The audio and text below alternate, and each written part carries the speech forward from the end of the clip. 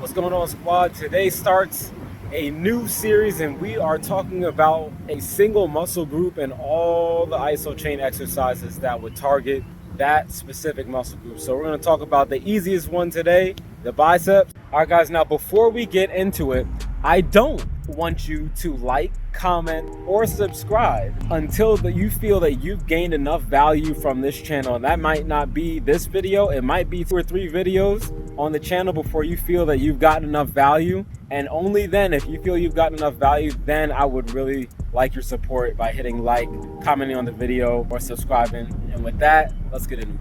So what exercise on isochain would work the biceps? Well, let's not all jump on it. The standing bicep curl, the one that you see in like 90% of our YouTube shorts and all the other social media platforms. The bicep curl is just an instant classic. Everybody knows what it is as soon as they see it.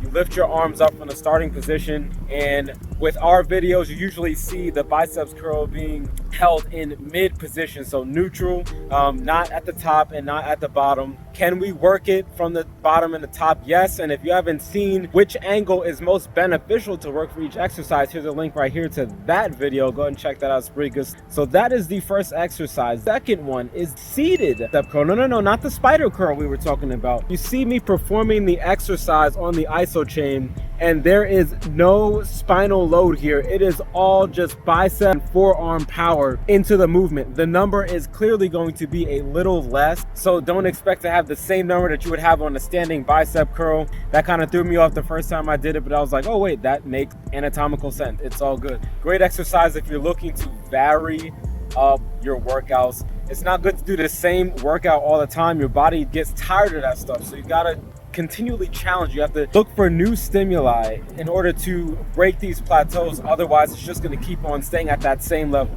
And sometimes, even though it's reps, restoration, or other factors that we can manipulate, sometimes just straight up changing the exercise while still targeting that same muscle, that is what we need. Speaking of changing the exercise, here is number 3, and I just talked about it about 30 seconds ago.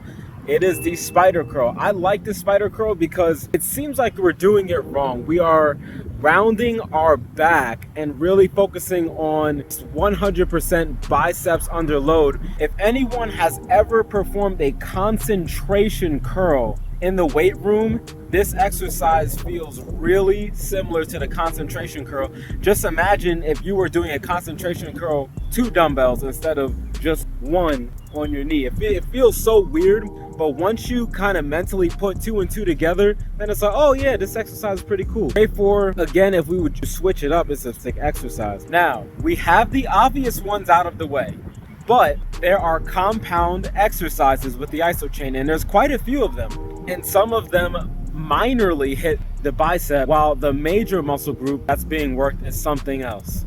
So we're going to go right into the seated row, one of my favorite exercises of all time on the isochain. The way that we set up the seated row is just great. I love that the isochain is omnidirectional, so you can literally set it up whichever way that you want. So setting the spring near the bottom of the base plate, you put your feet on the base plate. You have an overhand grip, though you can do supinated as well. So supinated or pronated, whatever it is that you're trying to work. I prefer overhand. Pulling into the isochain bar while keeping your back upright. Do not lean back into the movement. I know we've talked about this a lot before. In the form video, which you can find here, that's now an old video. I don't know how it's an old video already. Like, how is time flying? Performing the seated row on the isochain, the first major muscle groups that it's going to work is the upper back complex. So that's your rhomboids, that's your lat dorsi, a little bit of your trap, and I mean just a tad, your forearms, but your biceps are also being worked with the row exercise. There is also the standing bent over row exercise. Now this one, my opinion, and from what I've felt performing this exercise on the few times that I have, maybe some squad members can agree or relate, is I feel the bicep more on this row variation. Now, it's more than likely because I prefer to have a supinated, so my palms are out as I'm driving up into the bar. Yeah, I'm feeling it in my shoulder blade, so definitely my upper back complex is being worked in that movement, or lack of movement, haha, y'all get the joke. Also the bicep, I mean the bicep, you definitely feel it once you let go after doing a 106-second contraction, standing bent over row. You definitely feel your bicep. Now, I really like that exercise to really vary it up. If I'm looking to get better at exercises like the dumbbell row, the barbell bent over row, those types of exercises where you're already upright or pseudo upright, that exercise is really good.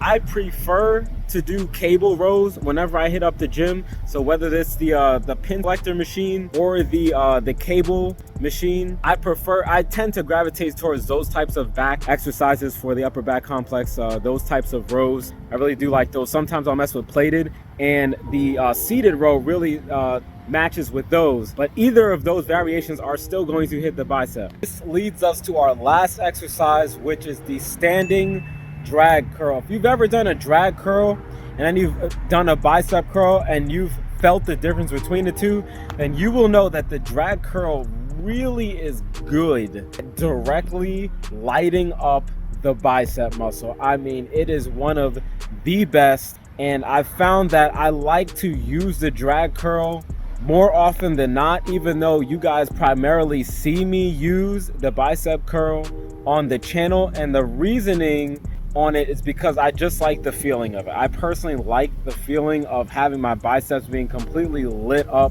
during the movement.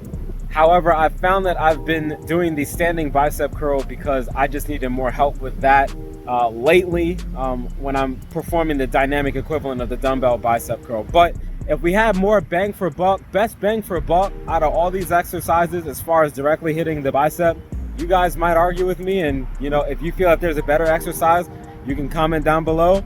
It is the drag curl. It eliminates any possibility of any other muscle group being worked in this movement. As long as you focus on the bicep and you don't start shrugging your shoulders and turning the drag curl into a shoulder shrug, the drag curl is an excellent bicep workout. If you haven't performed this exercise already, you should definitely add it in as just a 1x6 and just see how it fits into your program. Are any other exercises that you guys think I may have missed? Go ahead and comment them down below. See you next video. Peace.